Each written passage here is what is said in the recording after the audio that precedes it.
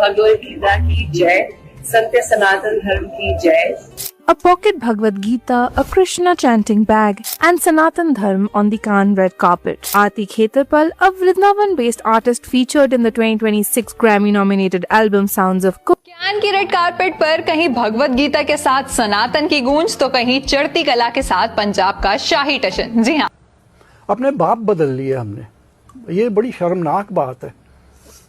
अच्छा, ये आइडियोलॉजी वाली हमें यहाँ पे बात बताएं कि फिर हम यहाँ से क्यों हीरोज इंपोर्ट किए बाहर से? तुगलक, महमूद गजनवी, इनको हीरोज बनाने का रीजन क्या था? इस आइडियोलॉजी को मजबूत करना, आइडियोलॉजी को। और फिर देखिए वो बाप बदलने का ये भी चक्कर था ना। ने बात कर दी, मैंने कहा यार चाणक्य जो था वो एक एम्परर का एडवाइजर था, चंद्रगुप्त मौर्य का, जिसकी सल्तनत जो थी नॉर्दर्न इंडिया में पाटलिपुत्र, पटना से लेके हेरात तो चले उसके पोते अशोक ने कब्जा किया। ये At the Cannes Film Festival this year, how is India representing its regional and cultural identity? DD India's Munmun Bhattacharya spoke to Indian filmmaker from Cannes film festival 2026 आखिरकार शुरू हो चुका है और एक बार फिर पूरी दुनिया की नजरें फ्रांस की ग्लैमरस सिटी कांस पर टिक गई हैं। हर साल की तरह इस बार भी दुनिया भर के बड़े स्टार्स, फिल्म मेकर और फैशन आइकन्स इस प्रेस्टिजियस इवेंट का हिस्सा बन चुके हैं।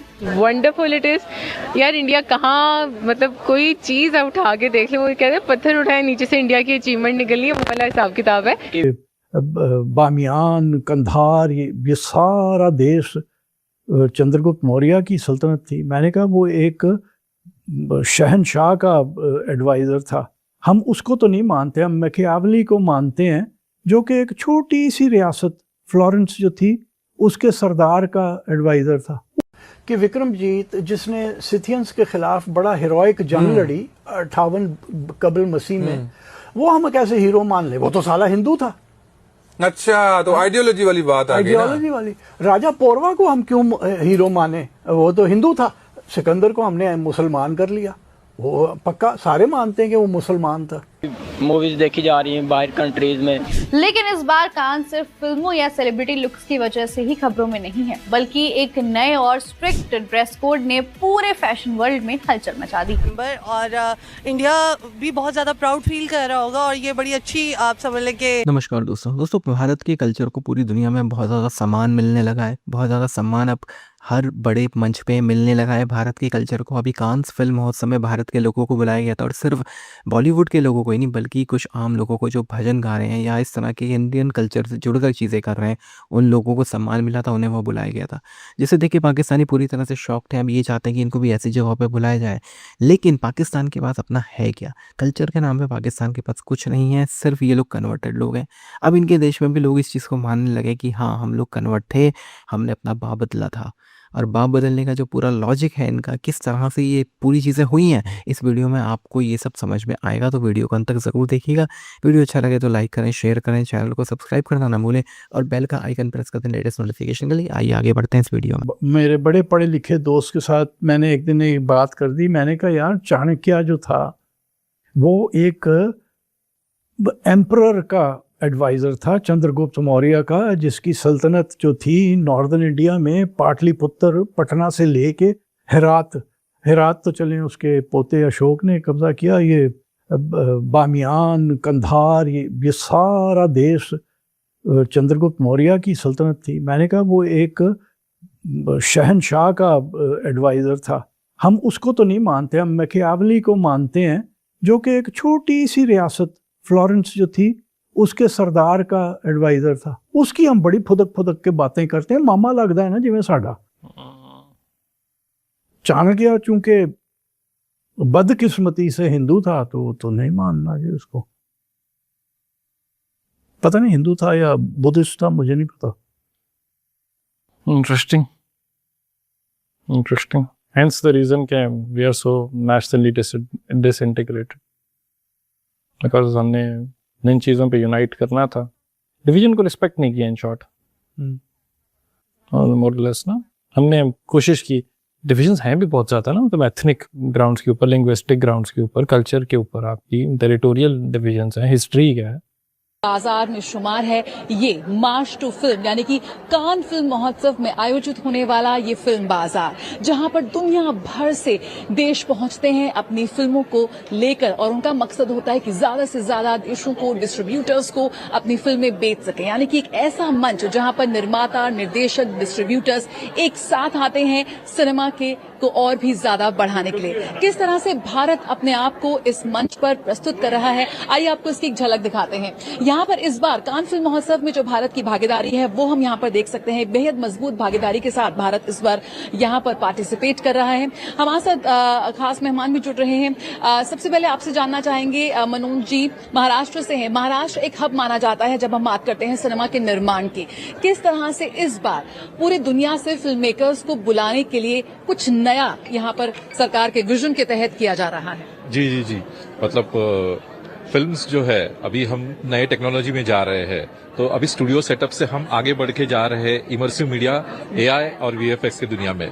तो ये सब है जो अपग्रेड कर रहे हैं हम महाराष्ट्र में फिल्म सिटी, और काफी लोग जो है वो यहाँ पे आना चाहते हैं। और इट्स मुंबई तो हब है, इंटरनेशनल हब है, सो एक कनेक्टिविटी भी है। तो ये सब जो बातें हैं वो आगे चल के बहुत बिजनेस लाने वाली है। आज हम बात करते हैं मेनी फेसेस वन सिनेमा, यानी कि भारत की जो जड़ों से जुड़ी हुई कहानियां हैं आज वैश्विक मंच पर पहुंच रही हैं। लेकिन इसमें एक बहुत बड़ा काम किया गया है, सिंगल विंडो क्लियरेंस, कैसे को प्रोडक्शंस को बढ़ावा मिल रहा है, कैसे आज भारत का ये विजन है सरकार का कि भारत को एक कंटेंट हब बनाया जाए। हम 2 साल पहले हम वेव्स करने के बाद इंडिया का पूरा पोजीशनिंग चेंज हो गया वर्ल्ड में। पीपल नो एग्जैक्टली, पीपल को पता है इंडिया क्या चेंजेस लेकर आने वाला है, हाउ वेरियस वर्टिकल्स में हमारा सिनेमा और कंटेंट और क्रिएटिव इकोनॉमी का स्पेस इंडिया पहले बोला है 5 साल पहले। Now Cannes is saying creative economy. So इसका हम आगे वर्ल्ड से बहुत आगे है। 3 चीज बोल सकता है इस साल इंडिया का। एक है इंडिया का बहुत बड़ा प्रोड्यूसर्स आया हुआ है इंडिया से। ये पहले सोच रहा था अंदर ही से बिजनेस कर सकता है, नाउ थोड़ा चेंज उनका माइंडसेट हो गया है दैट हम आगे बढ़ने के लिए हम इधर आने का है। दूसरा है इस बार हॉलीवुड नहीं है कान में, तो उसका इंडिया का प्रोड्यूसर्स बहुत फायदा उठा रहे हैं। दूसरा है young people who have come with short films इस बार आया है। ऑडियो विजुअल फैक्ट्री आज सिर्फ कहानियों के लिए नहीं बल्कि टेक्नोलॉजी के लिए भी दुनिया के तमाम बड़े निर्माता निर्देशक भारत की ओर देख रहे हैं। तो यही तो है ऑरेंज इकोनॉमी का उदय, जिसकी एक झलक हम यहाँ पर इस मार्च टू फिल्म इस सबसे कैन की रेड कारपेट पर कहीं भगवत गीता के साथ सनातन की गूंज तो कहीं चढ़ती कला के साथ पंजाब का शाही टशन। जी हाँ, 79 कैन फिल्म फेस्टिवल के रेड कारपेट पर सिर्फ आलिया भट्ट ही नहीं बल्कि भारत की 2 और बेटियों ने ऐसी एंट्री मारी है कि पूरी दुनिया बस उन्हें देखती ही रह गई। सबसे पहले बात वृंदावन की बेटी आरती खेतरपाल की।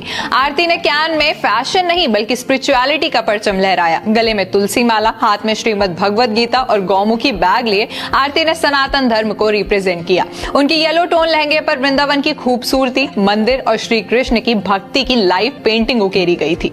वाकई ये सिर्फ एक ड्रेस नहीं बल्कि कल्चर की एक चलती फिरती आर्ट थी। लेकिन रुकिए, पंजाब की कुड़ी रुपिंदर कौर गिल ने तो सादगी से सबको ही आउटशाइन कर दिया।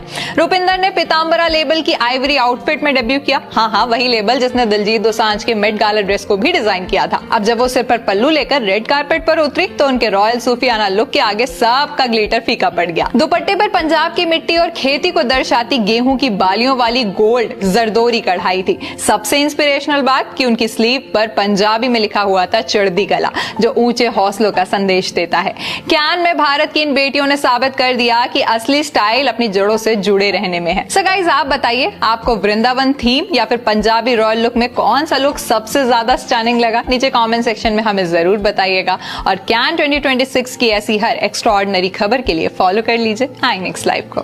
क्योंकि उनकी फिल्म्स तो आप समझ लें कि वो बियॉन्ड होती हैं, हमारी फिल्म से बहुत ज़्यादा ऊपर है। उनके ग्राफिक्स, उनके जो स्टाइल है प्रेजेंटिंग का, तो वो तमाम चीज़ें तो उनकी बहुत ऊपर है ना। पाकिस्तानी मूवीज़ उनको वो नहीं कर सकती, टक्कर नहीं दे सकती हैं, लेकिन वो सिलेक्ट हो गए, यही बहुत बड़ी बात है।